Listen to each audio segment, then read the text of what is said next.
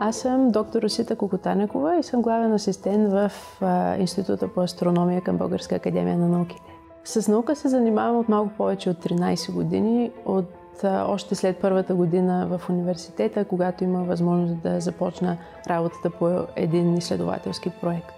Моята любов към науката и към астрономията започна съвсем рано, може би още отпреди да си спомням, защото и двамата ми родители са преподаватели по астрономия и при всяка една възможност вземаха мен и брат ми на наблюдения. Така още от съвсем малка станах свидетел на едни от най-невероятните небесни явления, които породиха интереса ми да науча повече за тях.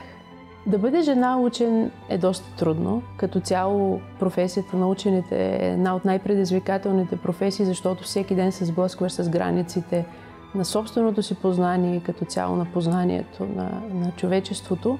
Всеки един от работните ми дни преминава по съвсем различен начин. Понякога съм в обсерватория на телескоп, където събирам данни през нощта, а през деня ги анализирам и се подготвям за следващите наблюдения.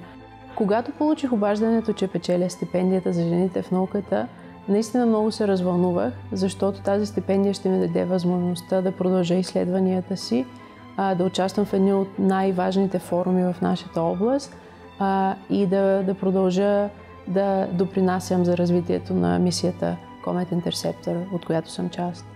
Получих обаждането за стипендията по време на разговор с моя бивш научен ръководител по време на докторантурата и с сегашната ни докторантка. Така че те бяха първите, на които споделих. След това, разбира се, казах на мъжа си и на семейството си. Проектът, с който спечелих стипендията, е озаглавен "Еволюция на кометните ядра" и подготовка за мисията Comet Interceptor. От няколко години имам възможността да участвам в тази космическа мисия, която подготвихме и предложихме на Европейската космическа агенция, а сега разработваме и я подготвяме, за да бъде изпратена в космоса през 2028 година.